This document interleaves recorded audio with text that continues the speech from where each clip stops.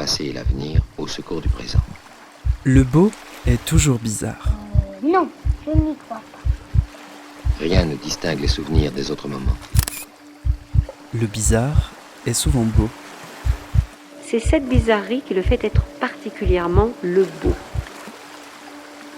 Le beau bizarre Non, oui, pour moi, oui. de Zineb Souleymani.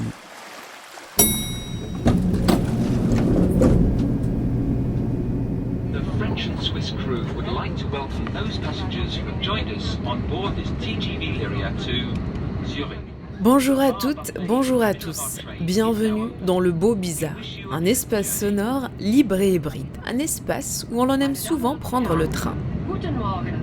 Das schweiz-französische TGV Lyria Zugteam heißt Sie herzlich willkommen an Bord unseres Zuges nach Zürich. Je suis Zineb Souleymani et aujourd'hui, nous sommes à Zurich en Suisse. Monsieur Pinault, collectionneur qui a écumé les galeries d'art, aujourd'hui il a la possibilité de faire ce musée. Il est le propriétaire d'une maison de vente publique. Il est collectionneur, il a plusieurs rôles. Le jour où François Pinault se mettra à peindre à l'aquarelle, on pourra dire qu'il a fait à peu près l'intégration verticale dont on rêve. On est là en face de quelqu'un qui a une des meilleures connaissances au monde de ce qu'est le marché de l'art aujourd'hui. Parce qu'il est à tous les niveaux, il intervient à tous les niveaux. C'est toute la particularité du monde de l'art. Dans le champ de l'art, on peut être au four, au moulin, on peut avoir une maison de vente, acheter à travers cette maison de vente, vendre à travers cette maison de vente. C'est le seul domaine où il n'y ait pas d'autorité de régulation.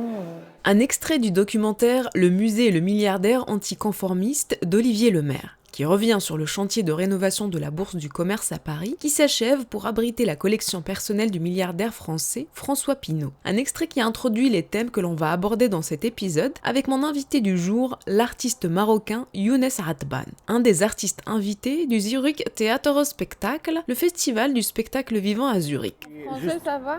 Dans une ambiance de fin d'été, sur une presqu'île qui embrasse le lac de Zurich, plusieurs boîtes noires en bois sont sorties de terre quelques jours avant le coup d'envoi du festival. Cette Landivise est fréquentée par un public très varié, assister à des spectacles bien sûr, mais aussi pour bronzer, faire du paddle, partager un barbecue ou regarder les enfants construire des châteaux de Lego. C'est dans cette ambiance très familiale et très décontractée que j'ai découvert le travail de Younes Atban. Mais pour en parler avec lui, je l'ai retrouvé dimanche matin dans le centre de Zurich, où on a essayé de trouver un endroit calme et loin des cloches des églises pour enregistrer notre discussion. Une terrasse de café n'est pas l'idéal, mais le choix était très limité. Il a pris un thé à la menthe en sachet, j'ai pris un café crème. À la fois entre les pays, mais du coup entre les langues, forcément. Un peu à... Younes Atban, bonjour. Merci d'avoir accepté mon invitation dans le beau bizarre. Nous sommes ici à Zurich, où vous présentez votre dernière création, Immortal Object for a Dead Artist, que l'on pourrait traduire par Objet immortel pour un artiste mort. Un travail qui s'inscrit, me semble, dans une trilogie. Est-ce que vous pouvez revenir sur les autres volets avant de parler un peu de ce dernier travail ? Oui, Immortal Object for a Dead Artist, c'est le dernier volet d'une trilogie composée d'un solo, d'un duo et d'un trio. Le solo, il s'appelle The Second Copy 2045. Le duo, il s'appelle Les Architectes. Et bon, le dernier, c'est The Immortal Object for a Dead Artist. Les trois pièces, elles sont interconnectées. Dans le solo, par exemple, je donne un témoignage dans un film documentaire réalisé en 2045 autour de l'art contemporain au Maroc et dans la région MENA entre 2000 et 2015. Et bon, c'est comme si j'ai 63 ans et je parle de mon expérience, comment je l'ai vécu de cette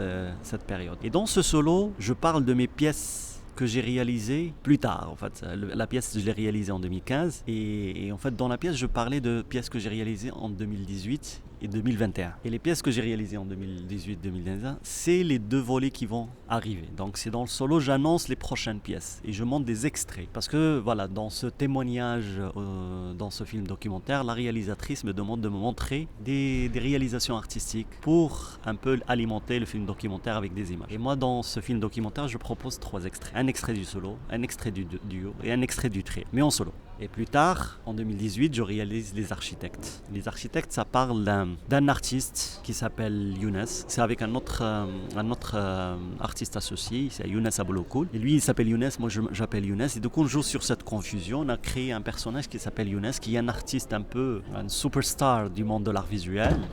Un artiste problématique qui a évolué dans le territoire maghrébin et qui était très provocant. Après, il part ailleurs, à New York, là où il s'installe.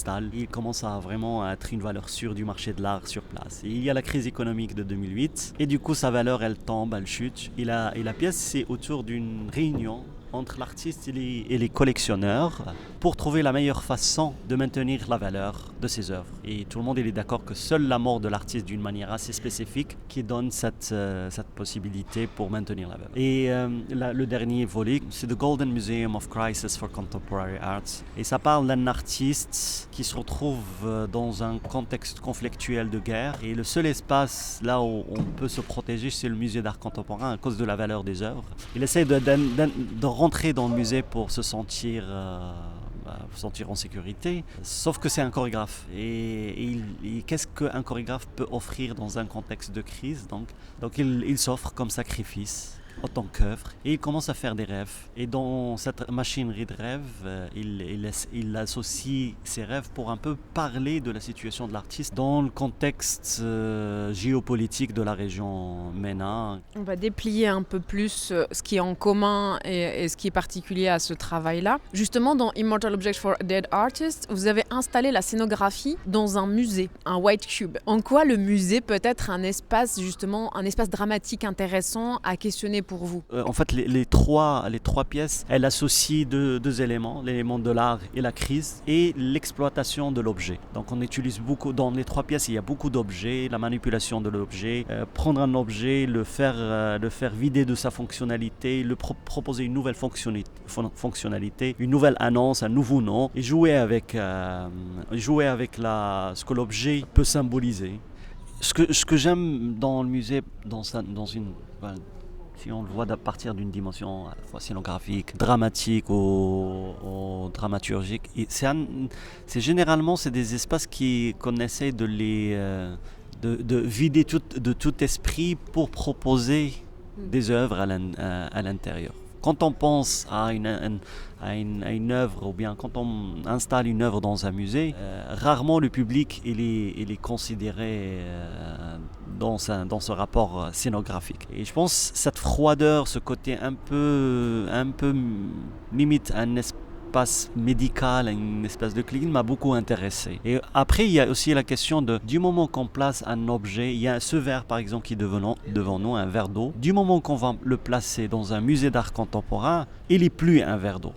Il prend une nouvelle dimension. Et ça, c'est un espace là où la mécanique d'émotion, elle est boostée. On essaye au maximum de créer des atmosphères pour que l'objet ou l'œuvre, moi je parle surtout des musées d'art contemporain, ce que je connais le plus, on essaye toujours de créer cette confusion là où l'objet sort de sa fonctionnalité et prend un nouveau élément. Et ça, pour moi, c'était super intéressant de le faire avec des corps aussi. Prendre des corps des interprètes, les placer dans un musée et faire le même jeu de valeurs et de dévalorisation aussi par moment. Donc voilà, c'est ce qui m'a intéressé le plus. Dans la pièce, on a des moments là où vraiment, il y a ce moment des oreillers, là l'oreiller et l'artiste, il devient une espèce de rêve perdu qui marche. Et du coup, un rêve perdu qui marche dans un musée, qu'est-ce que c'est, qu'est-ce que ça peut être. Vous pouvez peut-être décrire d'ailleurs l'espace avec les objets que vous avez posés là. Il y a plusieurs pièces, un peu des fausses œuvres qu'on a placées. La plupart ils sont avec une teinture dorée. Donc l'or il était quelque chose d'important.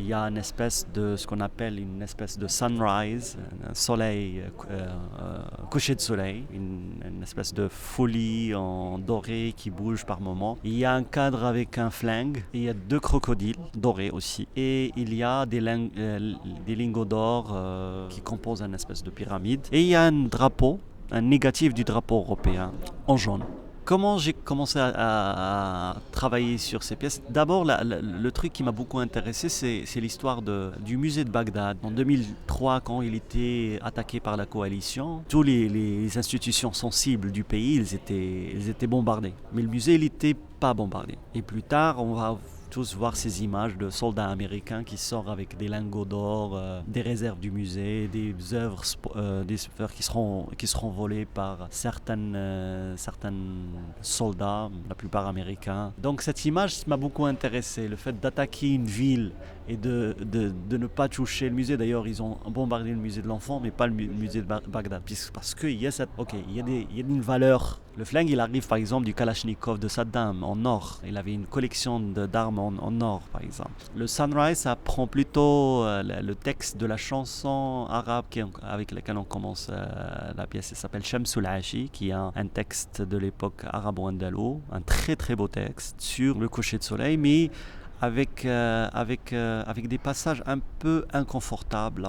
Là, on parle du racisme, là, on parle de domination de la pensée occidentale de cette époque. Je parle du XIIe siècle. Donc, tous ces éléments, ça rejoint un peu ce qu'on est en train de vivre en tant qu'artiste très référencé par l'identitaire, du fait qu'on vient du Maghreb. Il y a toujours une espèce de... Nous sommes le sujet, mais pas notre travail. Et il y a toujours une expectation, bien sûr, une attente d'un travail qui reprend certaines valeurs sûres du logique, de l'orientalisme, de l'exotisme, des choses de ce genre. Du coup, j'essaie un peu de faire d'une manière un peu drôle, de placer tous ces éléments. Et il y a encore l'or et on est à Zurich aussi, donc ça prend beaucoup plus de sens parce que c'est ici qu'on produit ces lingots. Il y a aussi cette notion du monde du finance qui ne reconnaît rien dans ces questions identitaires et qui est très manipulateur du monde de l'art. Les musées sont dépendants de lui. J'ai pas dit ça au départ, mais je suis aussi artiste visuel, du coup je suis très bien sur les logiques du marché de l'art. Je vois un peu parfois comment la valeur elle se construit sur des principes totalement absurdes. Tous ces éléments, on va dire, ils étaient très intéressants et très influençants pour moi. Et je me dis, il y a moyen de créer, à travers une écriture très fragmentée, une espèce d'opinion, même pas opinion, une espèce de mise à disponibilité pour glisser cet avis qui est le mien autour de toutes ces questions. Et surtout sur le placer dans un rapport futuristique, c'est important. Je pense que du moment que je parle d'un futur un peu compliqué avec des conflits, des guerres partout, et que je dis à cause de l'actuelle crise économique et les problèmes du changement climatique, je pense que les gens ils sont disponibles parce que c'est quelque chose de très possible dans leur imaginaire aujourd'hui. Et à ce moment-là, placer un confort dans un espace artistique, muséal et le donner une espèce de holy space, un temple limite religieux, je pense que c'est drôle pour les gens, mais c'est en même temps, ils pensent que c'est très possible en fait finalement, parce que c'est important cette valeur, on ne va pas attaquer ces musées, donc oui c'est possible qu'on va se réfugier dans des endroits comme ça. Avant c'était les églises, avant c'était les mosquées, peut-être s'il y a ce cas, ça sera les musées, tu vois.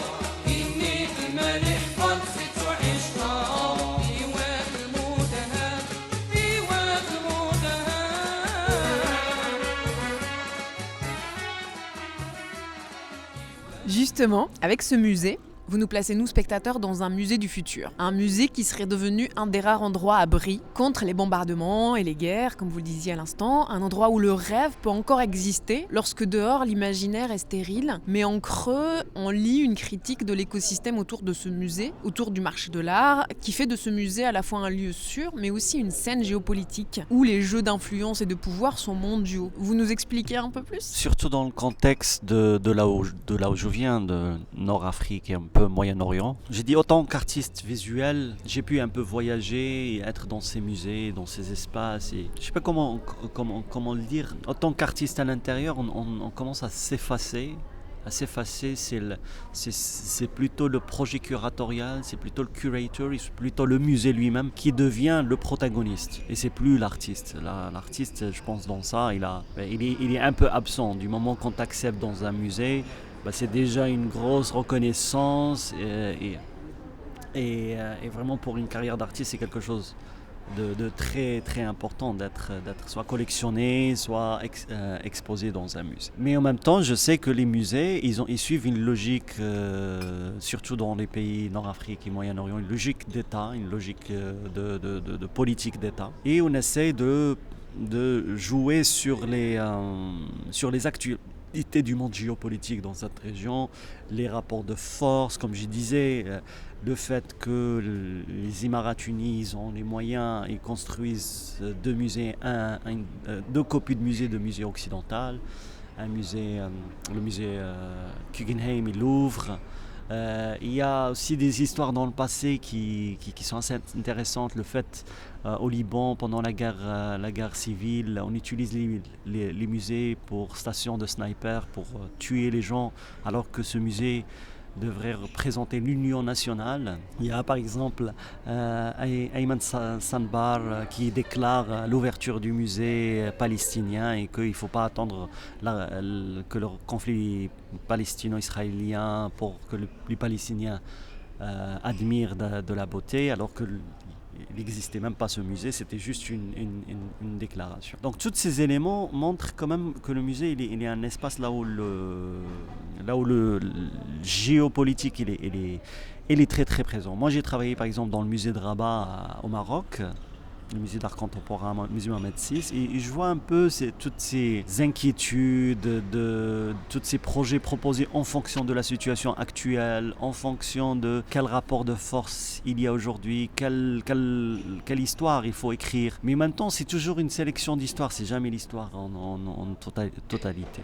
Donc tout cela m'a interpellé. J'ai dit en fait finalement cet espace, il est moins sain de ce qu'il est. Il essaie de rester un peu très neutre, mais en même temps quand on voit les musées internationaux, le British Museum, là où l'État commence à demander des œuvres pour rentrer dans leur contexte, dans leur terre natale, tu as une attitude muséale assez agressive de la part de ces musées qui ne veulent pas rendre des tombes pharaoniques, qui veulent pas qu'ils étaient volés pendant la colonisation, l'histoire du retour des œuvres des musées français en Afrique.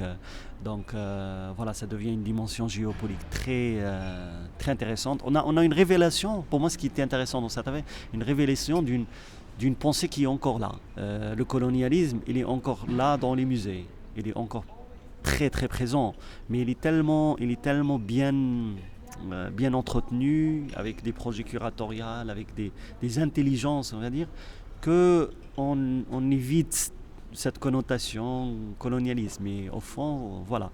Donc ces espaces, on a tous les éléments qui commencent un peu à être présents. On a aussi une reconnaissance. Tu vois, on reconnaît des erreurs dans ces musées, on reconnaît des situations. Parfois on parle de l'immigration, on parle d'une guerre,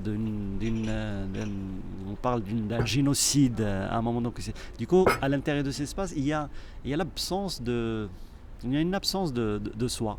Du coup, on regrette. Donc, on va faire une exposition sur ce regret. Donc, tous ces éléments rendaient cet espace pour moi très très intéressant et à la fois problématique, mais en même temps il y a un côté morbide dedans, mais très beau en même temps et je ne sais pas comment l'expliquer, mais ça m'intéresse énormément. Je pense que sincèrement François Pinault est passionné par ce qu'il fait, il aime l'art, mais on ne peut pas nier que l'art c'est quand même ce qui vous ouvre toutes les portes, c'est ce qui permet de faire parler de vous constamment. On ne parle pas d'une entreprise du CAC 40 constamment, sauf dans les pages saumon du Figaro, alors qu'on parle constamment de François Pinault, de ses derniers achats, de ses dernières expositions à Venise, bientôt à Paris.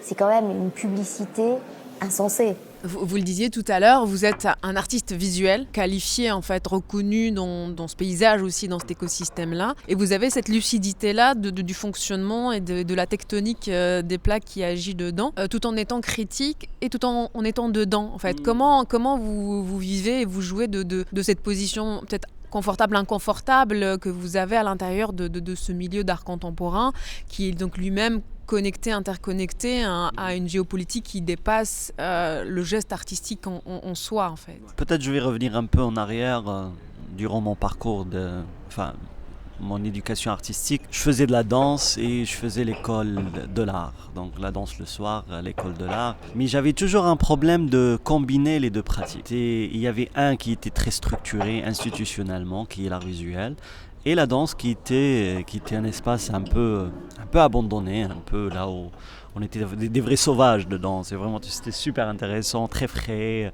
Et du coup, quand je commençais un peu à travailler dans le milieu visuel, il y avait toujours je travaillais aussi autant que danseur, hein, je présentais des pièces. Il y avait toujours cette non-reconnaissance. Tu es un danseur, mais tu n'es pas un artiste visuel. Et dans le monde de la danse, tu es un artiste visuel et tu n'es pas un danseur ou chorégraphe. Et j'ai jamais vraiment réussi à combiner les deux, jusqu'au point là où je commence vraiment à saisir un peu toutes ces stratégies que vous avez évoquées. C'est là où je me dis, en fait, il y a vraiment le seul façon pour clarifier ces rapports et être à la fois critique, lucide, tout en restant dedans, c'est de combiner les deux pratiques que j'ai, à la fois la danse contemporaine et l'art visuel. Et c'est venu de lui-même. Moi, par exemple, le solo, quand j'ai commencé, j'ai assisté à une falsification de l'histoire à une 2014 au Maroc. Il y a vraiment la scène artistique que tout le monde il veut y être dedans, tout le monde il se considère acteur dedans, toutes les fondations. Et du coup, l'écriture des bouquins de l'histoire de l'art au Maroc, c'est comme si elle commençait 4 ans plus tard, en 2010. C'est là où ces protagonistes commencent à travailler dedans, alors que ça date de 2000, des années 90. Du coup, voilà, moi j'ai trouvé ça assez dérangeant de placer l'histoire à partir de 2010. C'est pour ça que j'ai fait ce solo en premier temps, pour parler de l'art contemporain au Maroc entre 2000 et 2015. Pour une tentative de réparation de ça. Et c'était aussi un format qui, là, on peut accepter cette critique. Même ces protagonistes qui sont venus voir le solo, ils n'étaient pas heurtés, mais ils étaient touchés dans leur réflexion, parce qu'ils savent que je suis dedans, ils savent que je travaille dans ce milieu avec eux, mais c'était possible à ce moment-là de discuter, de commencer un peu à échanger à partir de la performance. Il y a une autre logique aussi que j'ai fait, et ça c'est ma façon de faire, c'est que je fais des pièces ou des performances comme si c'est un atelier visuel. En fait, tout ce que tu as vu hier, plus tard, ça va être élaboré comme des pièces indépendantes, visuelles indépendantes. Et en fait, les gens, au lieu de venir dans un vernissage, lire le texte pour comprendre l'expo, ils voient le spectacle. Et plus tard, quand l'expo elle est prête, ils viennent voir l'exposition parce qu'ils ont déjà en mémoire le sujet dans le spectacle. Du coup, c'est aussi une logique aussi, donc, de suivi. Donc moi aussi, je pratique des stratagèmes face à ça, parce que bon, de toute façon, ce qui est en face de moi, elle est très brutale aussi, il faut dire. Le milieu de l'art, il est très très compliqué. Je suis arrivé à cette logique, pas d'une manière très voulue, mais j'étais juste touché dans des endroits, là où je dis, là il faut avoir une nouvelle efficacité, au sens, quelle efficacité on peut avoir pour en parler, pour critiquer. Parce que du moment aussi, par exemple, je prenais le sujet d'hier et je commence un peu à critiquer le musée et à écrire des statuts Facebook et des textes. Ces musées, ils vont faire un truc très simple, ils vont juste me blacklister ou bien c'est une galerie et ça y est, c'est fini. Mais le fait de l'amener dans l'art vivant, dans le milieu des spectacles, ça a créé une légitimité à un moment donné. Et je crois que je suis le plus légitime à en parler, tu vois. Oui, voilà comment ça s'est arrivé. C'était vraiment une façon de créer un débat autour de ces spectacles pour redéfinir nos rapports, on va dire.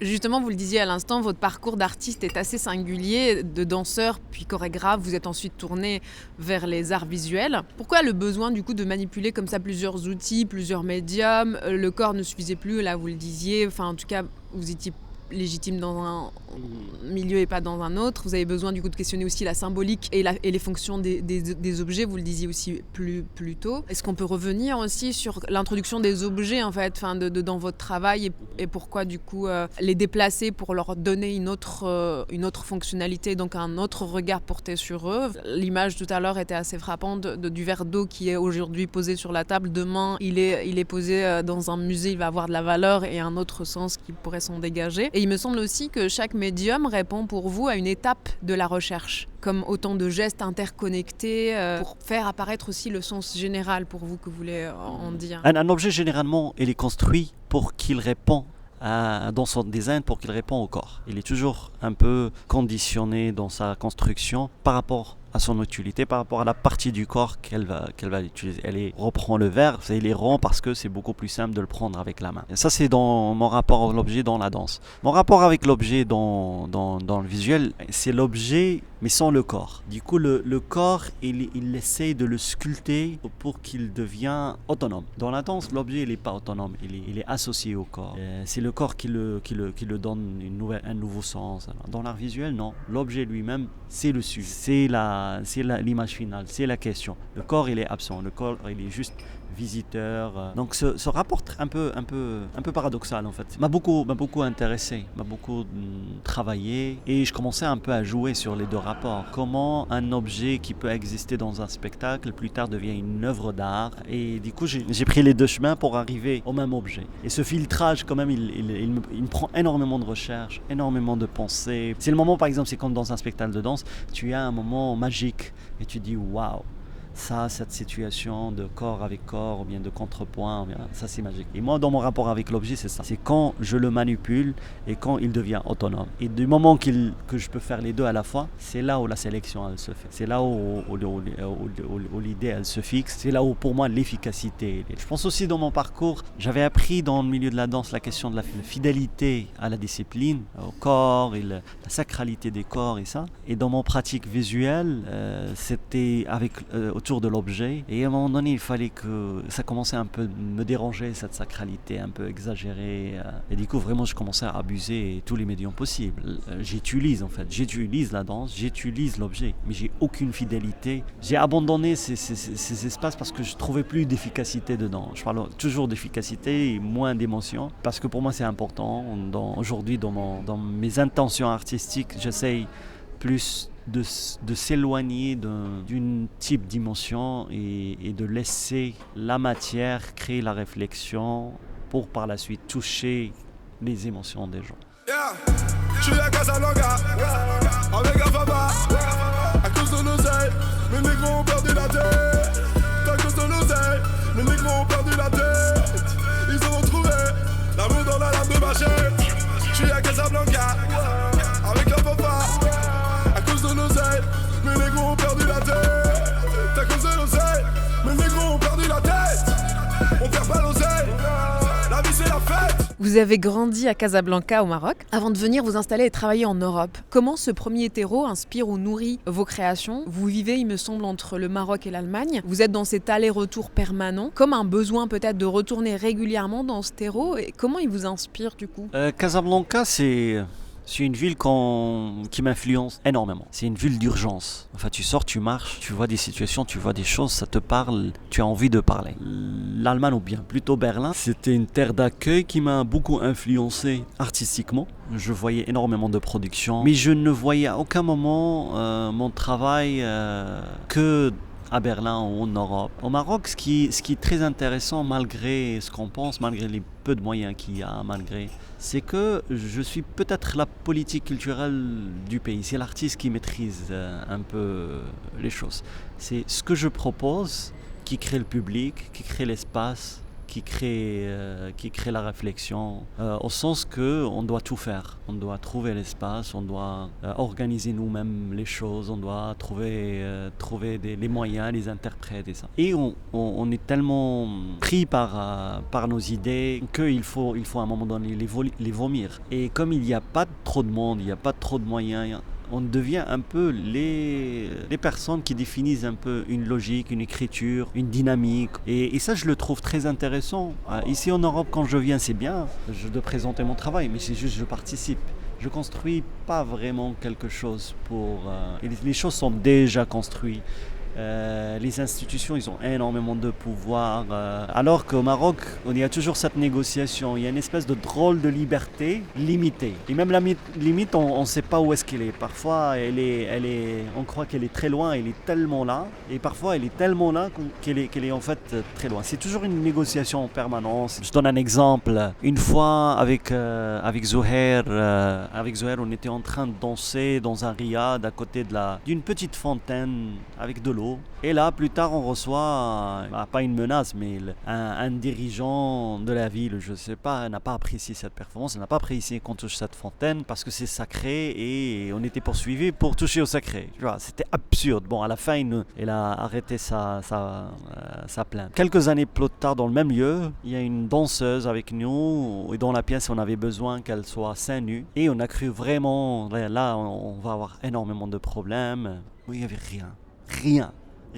C'est du coup on ne sait pas vraiment la limite où est-ce qu'il est.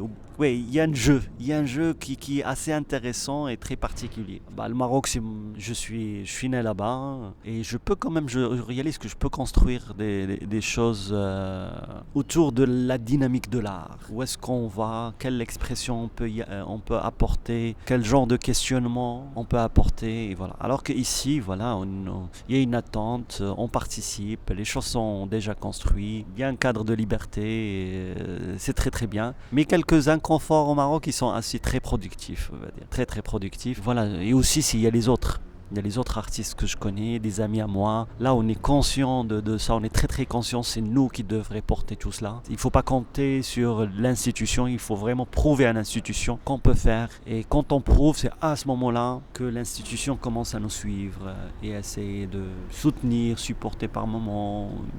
Mais voilà, c'est les artistes qui sont les dynamiseurs de ça. Et ça, c'est un agréable sentiment, malgré encore les limites. Vous terminez avec Immortal Objects for Dead Artists, une trilogie. Comment vous envisagez la suite maintenant ? Quels sont les projets à venir ? Je pense qu'il y a sûrement un solo, un duo qui s'appelle The Post-Colonial Artists, assez radical comme projet pour l'instant. Il y a une série de duos, pas de duos mais c'est des rencontres avec chaque corps de discipline, par exemple avec un photographe, avec un sculpteur, un danseur, un chorégraphe, un acteur, un chercheur, un anthropologue, une sociologue. J'essaie de faire 12 petits solos comme ça. Là, à chaque fois, j'ai un entretien avec un artiste face au public sur des questions autour de la discipline.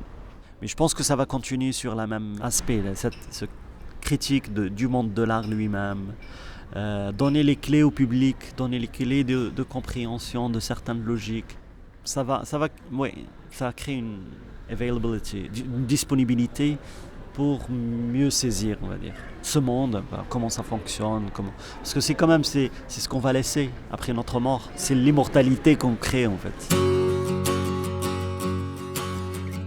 C'était Le Beau Bizarre, un podcast du studio indépendant Audio Sauti, disponible sur toutes les plateformes d'écoute, et merci de votre écoute.